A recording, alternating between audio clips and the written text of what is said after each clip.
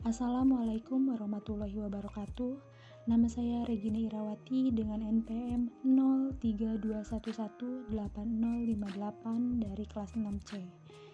Saya dari Fakultas Keguruan dan Ilmu Pendidikan, Program Studi Pendidikan Bahasa dan Sastra Indonesia, Universitas Pakuan. Saya akan memaparkan mengenai materi teks laporan percobaan pada kelas 7 dalam mata kuliah Perencanaan Pengajaran Bahasa Indonesia. Sebelum memasuki materi, di sini saya akan membacakan terlebih dahulu mengenai kompetensi dasar atau KD.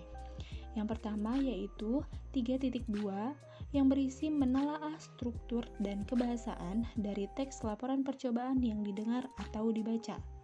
Isinya, percobaan sederhana untuk mendeteksi zat berbahaya pada makanan, adanya vitamin pada makanan, dan lain-lain.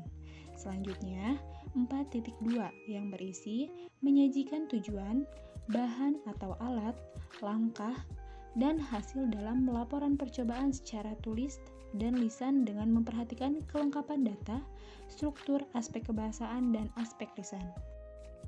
Selanjutnya, saya akan menjelaskan mengenai materi teks laporan percobaan. Di dalam materi ini terdapat pengertian. Sebelum saya memaparkan mengenai pengertian teks laporan percobaan, di sini saya akan memaparkan terlebih dahulu mengenai pengertian laporan dan teks laporan. Laporan adalah suatu bentuk hasil dari sebuah pengamatan yang dilakukan dan bertujuan untuk menginformasikan hasil yang diperoleh tersebut kepada orang banyak. Berdasarkan pengertian tersebut, teks laporan adalah sebuah bentuk tulisan yang memaparkan suatu fenomena hasil dari pengamatan kepada para pembacanya. Selanjutnya, teks laporan juga sering disebut dengan teks klasifikasi. Hal ini dikarenakan teks ini mengklasifikasikan sesuatu berdasarkan kriteria tertentu. Teks ini hampir sama dengan teks deskripsi, namun yang membedakannya adalah sifatnya. Jika teks deskripsi membicarakan hal-hal khusus, teks laporan membicarakan fenomena atau hal umum yang lebih luas. Nah, sekarang saya akan memaparkan mengenai pengertian teks laporan percobaan. Teks laporan percobaan adalah teks yang berisi paparan tentang tujuan, proses, dan hasil percobaan. Teks laporan percobaan merupakan teks yang menceritakan tentang percobaan yang dilakukan oleh peneliti. Teks laporan percobaan umumnya digunakan untuk melaporkan hasil percobaan karya ilmiah atau laporan praktikum. Tujuan teks laporan hasil percobaan adalah untuk memberikan informasi kepada pembaca tentang hasil percobaan yang telah dibuat. Teks laporan hasil percobaan bersifat umum atau universal. Selanjutnya, teks laporan percobaan tentunya memiliki struktur isi. Nah, strukturnya apa saja sih? Yang pertama yaitu judul, yang kedua tujuan, yang ketiga bahan dan alat, yang keempat langkah-langkah kegiatan, yang kelima hasil percobaan, dan yang keenam yaitu simpulan. Selanjutnya, teks laporan percobaan memiliki ciri-ciri agar bisa membedakan antara teks laporan percobaan dengan teks yang lainnya. Ciri-cirinya yaitu yang pertama melaporkan hasil percobaan. Jadi di dalam teks laporan percobaan itu harus ada hasil percobaannya dan itu dilaporkan dalam teks laporan. Selanjutnya, percobaan ilmiah dilakukan guna menguji sesuatu. Jadi harus ada sesuatu yang diuji. Tidak hanya kita membuat teks laporan percobaan saja, namun harus ada sesuatu yang diuji agar bisa menjadi teks laporan percobaan. Selanjutnya, teks laporan percobaan diawali dengan memaparkan tujuan percobaan. Jadi, sebelum kita memaparkan yang lainnya, kita harus memaparkan terlebih dahulu mengenai tujuan percobaan kita tuh tentang apa. Selanjutnya, memaparkan bahan dan alat yang diperlukan untuk melaksanakan percobaan. Jadi, di dalam teks laporan percobaan itu harus mencantumkan bahan dan alat apa saja yang akan digunakan dalam proses percobaan tersebut. Selanjutnya, memaparkan prosedur melaksanakan percobaan dan melakukan pengamatan. Selanjutnya, memaparkan pencatatan hasil percobaan. Jadi, kita harus memaparkan pencatatan hasil percobaan kita tuh tentang apa saja di dalam proses percobaan. Selanjutnya, di akhir laporan dipaparkan simpulan hasil percobaan berdasarkan hasil analisis terhadap data hasil pengamatan. Selanjutnya, harus mengandung fakta. Jadi, di dalam teks laporan percobaan tidak hanya kita semena-mena membuat teks laporan percobaan, tapi harus mengandung fakta. Semuanya harus mengandung fakta, bersifat objektif, harus ditulis sempurna dan lengkap. Jadi, sesuai dengan proses percobaannya, kita harus membuat teks laporannya pun dengan sempurna dan lengkap. Selanjutnya, tidak memasukkan hal-hal yang menyimpang, mengandung prasangka atau pemihakan. Lalu, yang terakhir yaitu disajikan secara menarik, baik dalam hal tata bahasa yang jelas, isinya berbobot maupun susunannya yang logis. Teks laporan percobaan pun memiliki kaidah kebahasaan agar teks laporan menjadi teks laporan yang baik. Kaidah kebahasaan dalam teks laporan tersebut yang pertama yaitu menggunakan sinonim dan antonim. Umumnya pada teks laporan percobaan terdapat kata yang bersinonim dan kata yang berantonim. Sinonim merupakan persamaan kata, sedangkan antonim merupakan lawan kata.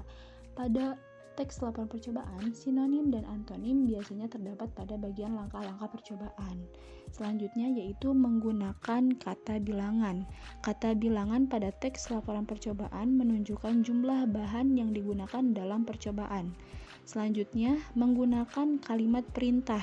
Jadi, di dalam teks laporan percobaan itu harus ada kalimat perintahnya. Contoh kalimat perintah pada teks laporan percobaan diantaranya adalah siapkan, aduklah, hindari, tambahkan, tuangkan, sebaiknya, campurkan, dan lain sebagainya.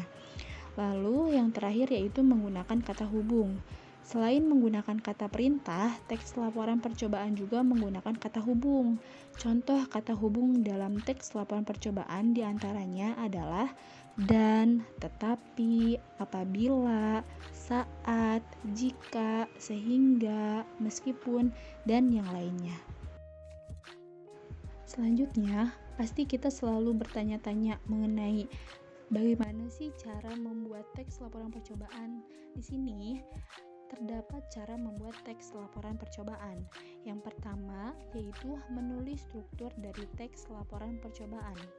Langkah pertama dalam membuat teks laporan percobaan adalah dengan cara membuat struktur teks laporan percobaan. Yang pertama yaitu menulis judul. Yang kedua, tujuan percobaan. Yang ketiga, alat serta bahan yang dipakai itu apa saja. Yang keempat, langkah awal sampai akhir percobaan. Ditulis langkah-langkahnya seperti apa. Selanjutnya, tulislah hasil dari percobaan ke dalam bentuk grafik, tabel, bagan, atau gambar, agar pembaca lebih mudah dalam memahami hasilnya. Sesudah semuanya selesai, selanjutnya tulislah kesimpulan dan hasil percobaan yang telah dilakukan. Selanjutnya, mengembangkan kerangka jadi sebuah teks.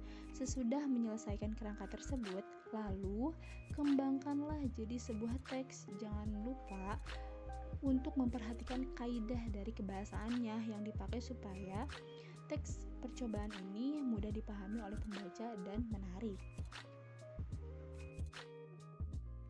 Selanjutnya, tujuan teks laporan percobaan. Tentunya teks laporan percobaan ini tidak seenaknya dibuat, tentunya memiliki tujuan. Yang pertama yaitu memberitahukan atau menjelaskan laporan pertanggungjawaban dari sebuah tugas atau kegiatan pengamatan atau observasi. Selanjutnya, memberitahukan atau menjelaskan dasar penyusunan kebijakan, keputusan atau pemecahan masalah dari pengamatan. Yang ketiga, menjadikan sumber informasi yang akurat dan terpercaya karena disusun berdasarkan dengan data dan fakta.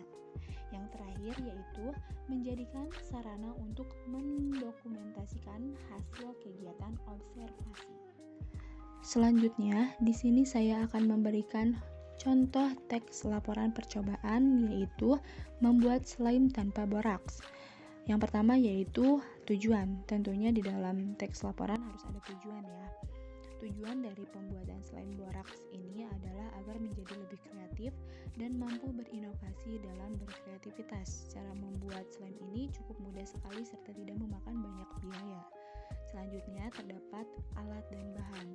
Yang pertama yaitu lem povinal secukupnya, deterjen bubuk secukupnya, deterjen cair secukupnya, pembersih lantai secukupnya, air secukupnya, alat pengaduk seperti mixer, sendok atau tangan, wadah tempat slime atau baskom yang lainnya juga bisa. Langkah-langkahnya yaitu yang pertama, campurkan terlebih dahulu lem povinal, pembersih lantai, deterjen cair, deterjen bubuk, dan air secukupnya saja ke dalam wadah slime. Lalu dicampurkan. Aduk campuran tersebut sampai merata. Lalu kemudian tambahkan lem povinal ke dalam campuran aktivator. Aduk lagi hingga struktur atau bentuknya menggumpal. Masukkan ke dalam freezer selama 5-10 menit. Setelah itu, keluarkan adonan tersebut ke dalam freezer atau kulkas. Aduk lagi sampai bisa dimainkan. Slime tanpa boraks pun sudah dapat dimainkan, jadi tidak menggunakan boraks pun tetap bisa membuat slime. Hasilnya, setelah melakukan percobaan ini, kita dapat mempunyai slime yang aman digunakan tanpa menggunakan boraks. Saat ini, slime tanpa boraks sangat populer di kalangan anak-anak dan remaja karena tidak berbahaya seperti itu. Kesimpulannya, dengan membuat sendiri slime tanpa boraks, kreativitas serta pengetahuan kita menjadi bertambah. Selain itu, slime tanpa boraks ini biayanya cukup murah dan terjangkau. Slime ini juga aman apabila terkena kulit sebab tidak mengandung. Sekian pemaparan materi mengenai teks laporan percobaan. Mohon maaf jika terdapat kata-kata yang tidak berkenan. Wabillahi taufiq wal hidayah. Wassalamualaikum warahmatullahi wabarakatuh.